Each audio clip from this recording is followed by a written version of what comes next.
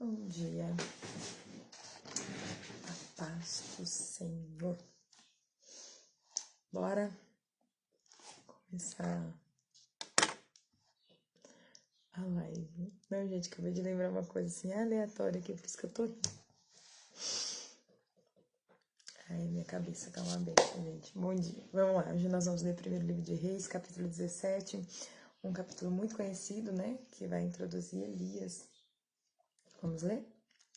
Elias é alimentado por corvos. Elias, que era de Tisbe, em Gileade, disse ao rei Acabe: Tão certo como vive o Senhor, o Deus de Israel, a quem sirvo, não haverá orvalho nem chuva durante os próximos anos, até que eu ordene.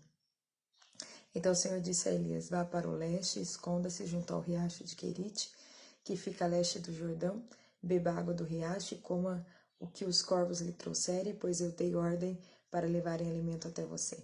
Elias fez o que o Senhor ordenou e acampou junto ao riacho de Querite, a leste do Jordão. Os corvos lhe traziam pão e carne de manhã e à tarde e ele bebia água do riacho.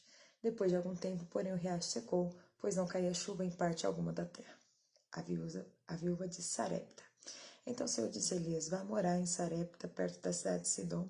Dei ordem a uma viúva que mora ali para lhe dar alimento. Elias foi a Sarepta. Quando chegou no portão da cidade, viu uma viúva apanhando gravetos e lhe perguntou: Pode me dar um pouco de água para beber, por favor? Enquanto ela ia buscar a água, ele disse: Traga também um pedaço de pão. Mas ela respondeu: Tão certo como vive o Senhor seu Deus, não tenho um pedaço sequer de pão em casa. Tenho apenas um punhado de farinha que restou numa vasilha e um pouco de azeite no fundo do jarro. Estava apanhando alguns gravetos para preparar uma última refeição e depois meu filho e eu morreremos. Elias, porém, disse: Não tenha medo, faça o que acabou de dizer, mas primeiro faça um pouco de pão para mim. Depois use o resto para preparar uma refeição para você e seu filho, pois assim diz o Senhor Deus de Israel: sempre haverá farinha na vasilha e azeite no jarro, até o dia que o Senhor enviar chuva. Ela fez conforme Elias disse. Assim Elias, a mulher e a família dela tiveram alimento para muitos dias. Sempre havia farinha na vasilha e azeite no jarro, exatamente como o Senhor tinha prometido por meio de Elias. Algum tempo depois, o filho da mulher ficou doente, foi piorando e por fim morreu. Disse ela a Elias: Homem de Deus, o que você me fez? Veio para lembrar-me de meus pecados e matar meu filho? Elias, porém, respondeu: Dê-me seu filho. Tomou o corpo do menino nos braços dela, carregou-o para o andar de cima, onde estava hospedado, e o pôs na cama. Então Elias clamou ao Senhor: Ó Senhor, meu Deus, por que trouxeste desgraça a essa viúva que me recebeu em seu lar e fizeste o filho dela morrer? Em seguida, Elias se deitou sobre o menino 3 vezes e clamou ao Senhor: Ó Senhor, meu Deus, por favor, permita que a vida volte a este menino. O Senhor ouviu a oração de Elias e o menino voltou a viver. Elias o levou para baixo e entregou à mãe. Veja, seu filho está vivo, disse ele. Então a mulher disse a Elias: Agora tenho certeza de que você é um homem de Deus e de que o Senhor verdadeiramente fala por seu intermédio. Então, uma história muito conhecida e que reflete como nós precisamos só obedecer, né? Talvez eu vi algo parecido dizendo assim: se hoje em dia, né, um profeta pedisse isso, a pessoa tivesse última refeição e alguém pedisse, ia falar que ele era um aproveitador, né? Mas quando um homem de Deus é guiado, isso só abençoa. E se nós nos submetemos, né, a bênção, né, a obedecer o líder, óbvio que seja um homem de Deus, a bênção aumentará na nossa casa. Vamos ler agora? Capítulo 18, confronto no Monte Carmelo, também muito conhecido. Todos esses próximos capítulos de 1 Reis são os mais conhecidos, né, desse livro. Confronto no Monte Carmelo. Algum tempo depois, no 3º ano da seca, o Senhor disse a Elias: Vá apresentar-se ao rei Acabe. Diga-lhe que enviarei chuva. Elias foi apresentar-se a Acabe. A fome era severa em Samaria. Acabe mandou chamar Obadias, o administrador do palácio. Obadias temia profundamente o Senhor. Certa vez, quando Jezabel havia tentado matar todos os profetas do Senhor, Obadias escondeu 100 deles em 2 cavernas, Colocou 50 em cada caverna e forneceu alimento e água para eles. Acabe disse a Obadias: precisamos ir a todas as fontes e vales da terra. Quem sabe encontraremos pasto suficiente para salvar pelo menos alguns de meus cavalos e mulos. Então dividiram o território entre si. Acabe foi para um lado e Obadias para o outro.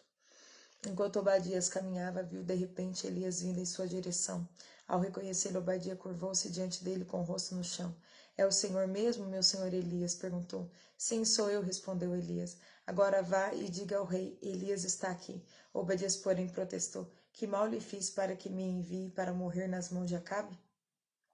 Pois tão certo como vive o Senhor seu Deus, o rei procurou em todas as nações e reinos da terra, de uma extremidade à outra, e cada vez que lhe diziam, Elias não está aqui, o rei Acabe fazia o rei daquela nação jurar que tinha falado a verdade.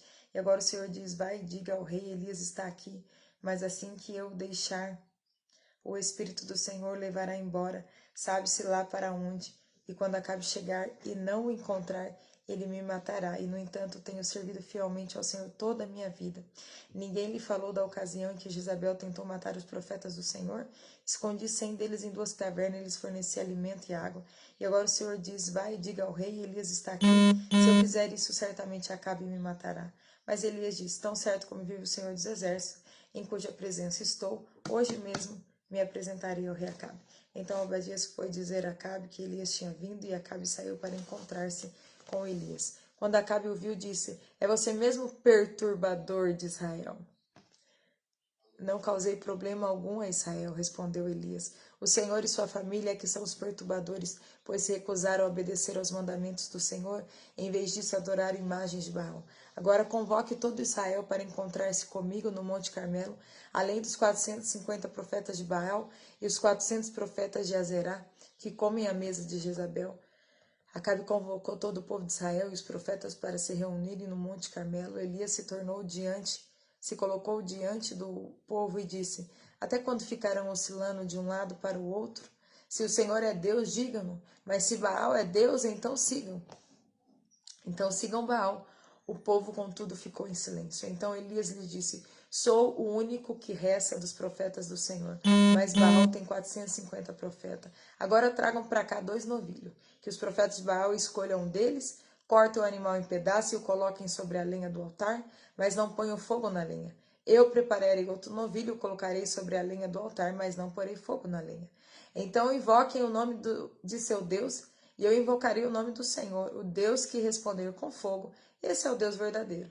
E todo o povo concordou. Então Elias disse aos profetas de Baal, comecem vocês, pois são muitos, escolham um dos novilhos, preparem-no e invoquem o nome de seu Deus, mas não ponham fogo na lenha.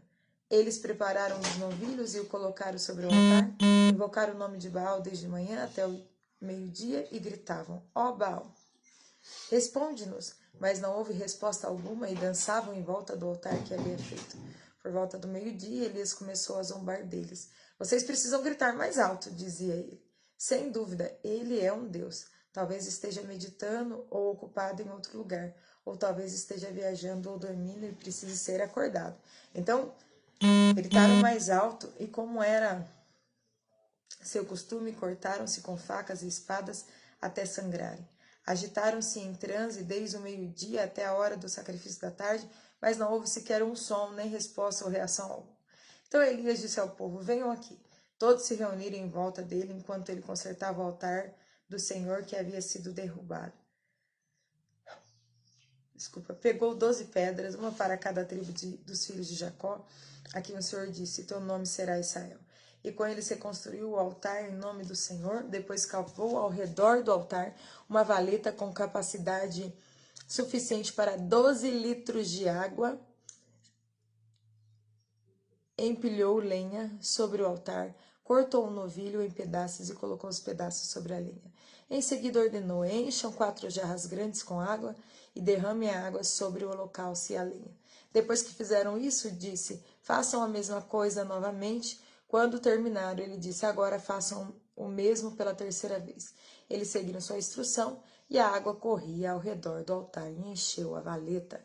Na hora costumeira de oferecer o sacrifício da tarde, o profeta Elias se aproximou do altar e orou, ó Senhor Deus de Abraão, Isaque e Jacó, Prova hoje que és Deus em Israel e que sou teu servo. Prova que fiz tudo isso por ordem tua. Ó Senhor, responde-me, que esse povo saiba que tu, ó Senhor, és o verdadeiro Deus e estás buscando o povo de volta para ti.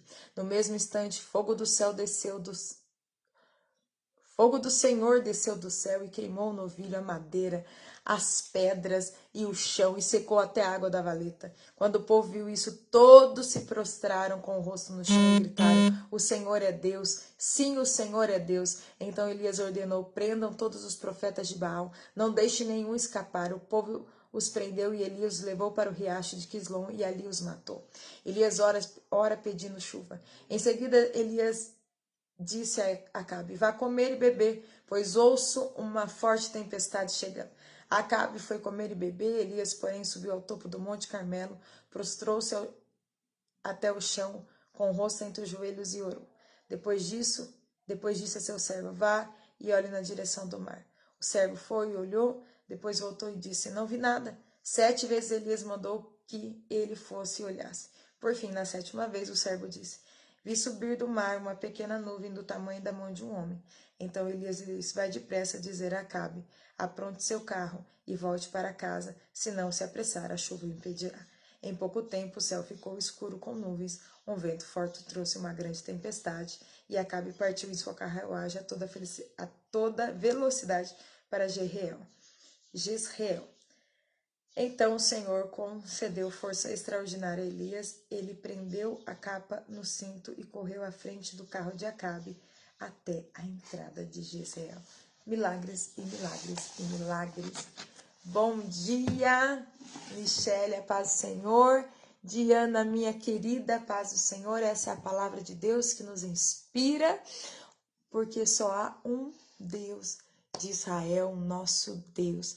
E é tão bom ler, porque quando a gente lê esses milagres, instiga, né, a fé. Por isso que fala, a fé vem pelo ouvir, né? Conforme a gente ouve a palavra do Senhor, meu Deus, isso vai borbulhando dentro da gente. Vamos orar, Pai, nós te agradecemos por esse dia, esse começo de semana. Obrigado por tudo que o Senhor tem feito. Esse é o dia que o Senhor fez, por isso nós nos alegramos, Senhor, em Ti, e nós descansamos nessa palavra, porque o Senhor faz milagre diante do improvável, da impossibilidade, assim como o Senhor multiplicou a farinha na panela, como o Senhor ressuscitou o filho da viúva, assim como o Senhor fez com que não houvesse chuva e depois como desceu fogo do céu e depois como a chuva caiu, tudo está no seu controle. E nós te adoramos e nós te engrandecemos e nós te damos honra e nós te damos glória e dizemos que só o Senhor é Deus, não há outro Deus na nossa vida, na nossa casa, e nós queremos declarar, Senhor, o seu poder, o seu domínio,